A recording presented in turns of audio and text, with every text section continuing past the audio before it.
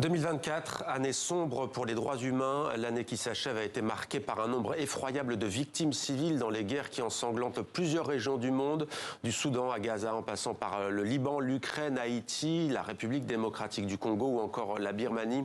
Avec nous pour en parler, Volker Turk, bonjour. Soyez le bienvenu sur TV5 Monde. Vous êtes le haut-commissaire des Nations Unies aux droits de l'homme. Nous sommes le 10 décembre, il y a tout juste 76 ans, l'Assemblée générale de l'ONU adoptait la Déclaration universelle des droits de l'homme. C'était le 10 décembre 1948. Avant d'évoquer les grands conflits qui ensanglantent ce monde, peut-être un mot, vous avez pris la parole hier à Genève où siège votre instance. Quel constat faites-vous globalement à l'échelle de la planète sur la situation des droits humains? Alors tout d'abord, comme vous avez dit, c'est le 76e anniversaire de la Déclaration universelle des droits de l'homme. Et c'est très important parce que c'est une déclaration qui est née après la Seconde Guerre mondiale, après des événements cataclysmiques, le choix, des crimes d'atrocité. Justement, le monde s'est réveillé pour se dire, voilà, il faut faire mieux dans le monde. Mais si on regarde l'état actuel du monde, on constate malheureusement une érosion du droit international humanitaire, une érosion des droits humains, surtout dans les conflits dont vous avez parlé, mais aussi une certaine malaise ou un malaise à l'égard des droits humains dans l'espace public dont on a tellement besoin pour avoir des débats ouverts. Et justement, on voit aussi un agenda anti-droit qui est très dangereux en ce qui concerne la protection des femmes, par exemple, l'égalité de genre et la protection des minorités dans beaucoup de pays dans le monde. Alors on va maintenant commencer par l'actualité. Évidemment, c'est la Syrie. Bachar al-Assad a quitté le pouvoir avec cette offensive fulgurante des rebelles islamistes en Syrie. Qu'est-ce que vous vous êtes dit, vous, à votre poste à l'ONU, quand vous avez appris la fin de, non pas 24, mais 54 ans de dictature en Syrie? Alors c'est extraordinaire. On ne s'attendait pas à ça parce que c'était tellement vite les développements qu'on a vus les derniers jours. C'est clair que le régime d'Assad, c'était un régime avec des violations systématiques des droits de l'homme. Et c'est clair que ce qui est très important maintenant, c'est justement la responsabilité, mettre le leadership devant ses responsabilités criminelles, mais aussi d'autres qui ont participé dans cette guerre civile avec des atrocités qu'il faut absolument creuser et il faut trouver un moyen pour une justice transitionnelle. Qui doit juger Bachar al-Assad? Alors, normalement, c'est des juridictions domestiques. La Syrie n'a pas signé le statut de Rome pour la Cour internationale criminelle. La Cour pénale internationale, la Cour, la CPI. Oui, la CPI. Mais le Conseil de sécurité pourrait référer la situation à la Cour pénale, mais aussi le gouvernement ou le Parlement qui va se créer, j'espère maintenant, pourrait aussi accéder à ce statut de Rome pour avoir la juridiction sur ces crimes d'atrocité. La justice syrienne pourrait, elle, éventuellement le juger? Oui, c'est possible, mais il faut d'abord établir un état de droit qui est en conformité avec les droits humains. Vous aviez, on imagine, documenté ce qui se passait dans la sinistre prison de Sednaya, à côté de Damas? Alors, depuis 14 ans, on est en train de faire du monitoring, mais aussi des documentations. Et justement, maintenant, c'est extrêmement important de préserver les preuves et les documents pour aller de l'avant. Mais on a fait ça depuis 14 ans. D'abord, un mot sur cet homme, Abou Mohamed El-Joulani. Vous avez dit hier, toutes les mesures doivent être prises pour garantir la protection des minorités et d'éviter les représailles et des actes de revanche. On sait que la Syrie est un pays mosaïque, multiculturel. Est-ce que vous êtes inquiet par cet homme qui dit avoir changé, mais qui appartenait, il n'y a pas si longtemps, au Front al-Nosra? Alors, la branche locale d'Al-Qaïda.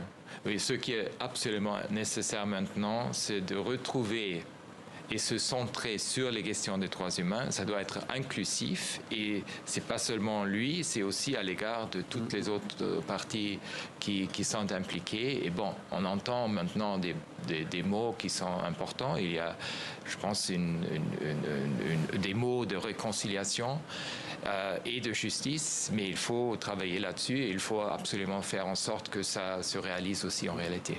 Une région qui vit une des périodes les plus sombres de son histoire, donc, enfin, avec le départ de Bachar el-Assad, ça suscite de l'espoir, mais il y a eu effectivement au moins 500 000 morts selon l'ONU dans cette guerre civile fratricide en Syrie. Il y a la guerre au Liban entre l'armée israélienne et le Hezbollah avec un cessez-le-feu très fragile. Et puis il y a la situation à Gaza, ce dont on va parler maintenant. Le 7 octobre 2023, le Hamas menait des attaques sans précédent sur le sol israélien. 1200 Israéliennes et Israéliens avaient été tués. Depuis, Israël bombarde la bande de Gaza, il mène des opérations au sol.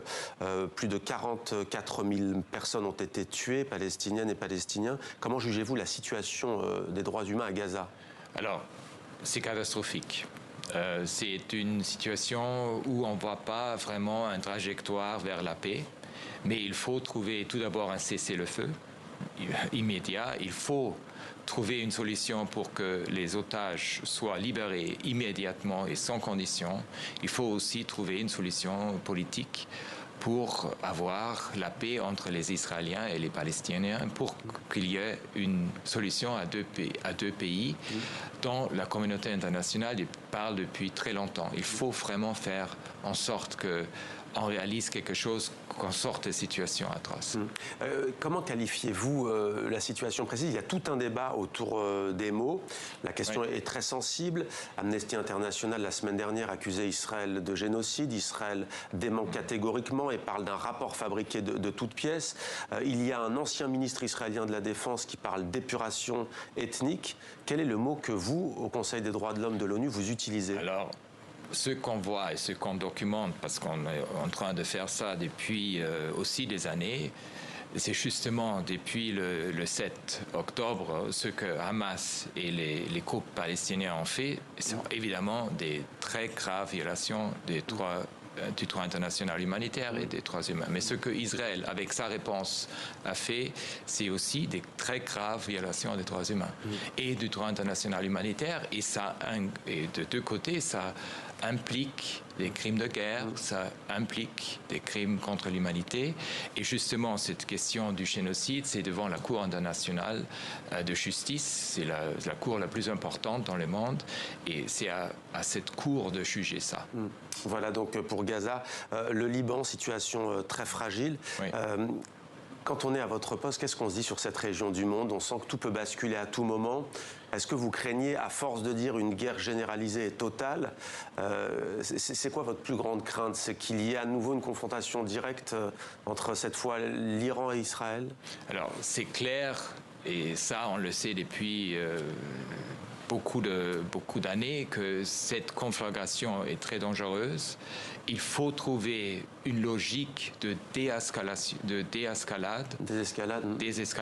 parce que ce qu'on voit, c'est surtout mettre le feu à quelque chose qui est déjà très, très dangereux. Alors, il faut trouver des moyens, et je pense que tout le monde, chaque État membre doit faire le plus pour avoir l'influence sur tout ce qui mène la guerre actuellement, pour justement avoir une logique de trouver à nouveau la paix. Est-ce que vous diriez que la guerre et les conflits, en fait, ça aggrave encore un peu plus la situation des droits humains? Prenons un pays comme l'Iran, qui officiellement n'est pas en guerre. Est-ce que les Iraniennes et les Iraniens pâtissent de cette situation? Est-ce que les régimes se crispent encore plus lorsqu'il y a des hostilités régionales? Alors, c'est clair. Le nombre de peines de mort en Iran atteint des records. Oui, et on a essayé de justement travailler sur la situation des droits humains en Iran, parce que ça affecte surtout la protection des femmes et des filles, comme vous savez. Et moi, j'ai pris position très claire à cet égard, mais aussi la peine de mort. Et ça nous inquiète énormément, parce que justement, il y a une hausse de la peine de mort en Iran, d'ailleurs en Irak aussi, et c'est quelque chose qu'on voit avec beaucoup de préoccupations. Alors la grande préoccupation aussi s'agissant des civils victimes de guerre ou de conflits, c'est la situation en Haïti. Hier, vous avez parlé d'un massacre qui a eu lieu ce week-end, et c'est confirmé, 184 personnes ont été tuées à Port-au-Prince. Que s'est-il passé? Alors il y a un des leaders des gangs qui apparemment a donné cet ordre parce qu'il a pensé qu'il y avait quelque chose de voodoo. Alors ça montre aussi une mentalité totalement déstabilisante qui a un impact énormément négatif sur les civils. Et en fait, il a accusé des habitants de Port-au-Prince d'être responsables de la maladie de son fils. Oui. Il les a accusés parce qu'ils pratiquaient le rite ancestral vaudou. Voilà, et ça, depuis le début de cette année, on a déjà 5000 morts. Juste à Port-au-Prince, dans la capitale. Ça veut dire qu'on est dans une situation chaotique, anarchique, et il faut absolument soutenir la police, surtout haïtienne, avec des moyens internationaux pour qu'ils sachent à faire face à Il y a des policiers kenyans qui sont sur place depuis quelques mois. Oui, mais il faut beaucoup plus de soutien pour eux de la part de la communauté internationale, parce que sinon, ce pays ne va pas sortir de ce malaise. C'est la journée donc des droits de l'homme. Nous sommes le 10 décembre et on a appris ce mardi matin que 130 personnes ont été tuées au Darfour Nord au Soudan. Il y a une guerre civile terrible qui dure maintenant depuis plus de 2 ans, quasiment, entre le général Hemeti et le général Al-Burhan. Quelles sont les informations qui vous parviennent? L'une des dernières, c'est celle-ci. Vous la découvrez? Oui. Alors, moi, je suis extrêmement inquiet par la situation au Soudan. Il faut s'imaginer que c'est déjà la situation qui implique les plus déplacés dans le monde. Il y a 11 millions déplacés. Il y a 8 millions depuis ces presque 2 ans de cette guerre. C'est atroce. Il y a de deux côtés des violations très graves des droits humains. On parle aussi de prisons secrètes avec des milliers de personnes détenues. Et la société civile qui souffre énormément. Moi, c'était le premier pays que je visitais quand j'ai pris mes fonctions, justement, et c'était avant la guerre. Juste avant. Juste avant, parce que je voulais en fait je voulais voir les jeunes et les femmes qui ont fait cette révolution contre le régime militaire d'avant. Et je suis vraiment très, très choqué par ce qui se passe actuellement. Il faut... Et moi, j'ai parlé avec les deux généraux, avec Hemeti et avec Burhan, justement pour les mettre en garde à l'égard de leurs responsabilités pour tout ce qui se passe par leurs troupes. Que vous ont-ils dit? Ils m'ont assuré qu'ils vont respecter tout, mais la réalité est totalement différente. Vous êtes allé aussi au Nord Kivu, en République démocratique du Congo, un pays qui fait souvent la une de l'actualité chez nous, sur TV5 Monde. Comment mettre fin à la guerre et aux atrocités dans cette région du monde? Là encore, on parlait du Proche-Orient, mais on voit qu'il y a plusieurs acteurs étatiques autour de la République démocratique du Congo. Il y a des groupes non armés qui font des exactions sur les civils qui sont atroces. Moi, j'ai rencontré beaucoup de victimes de ce conflit et j'étais choqué et j'étais très frappé par le fait qu'ils sont toujours dans la même illogique de souffrance.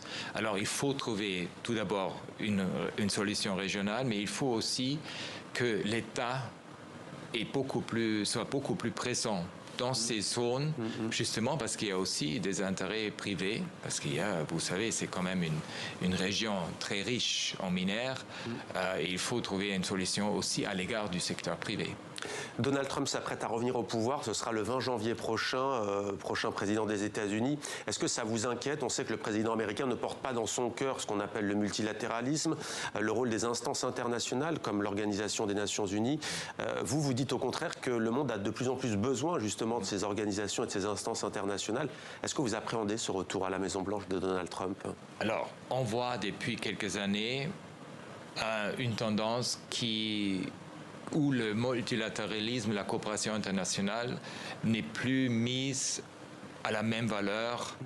Et si on regarde tous les problèmes qu'on a aujourd'hui, tous les défis, changement climatique, la pollution, le manque de biodiversité, on sait très bien que ce sont tous des problèmes internationaux où il faut plus de coopération internationale qu'avant. Alors, quand on voit aux États-Unis, mais aussi dans d'autres pays, ces tendances, moi d'abord, ma nation d'abord, et un manque de solidarité avec les autres, oui, ça m'inquiète. Merci beaucoup, Volker Türk, d'être venu sur le plateau de 64 minutes sur TV5 Monde. Je rappelle que vous êtes le haut-commissaire de l'Organisation des Nations Unies aux droits de l'homme, aux droits humains. Merci beaucoup, Volker. Merci beaucoup.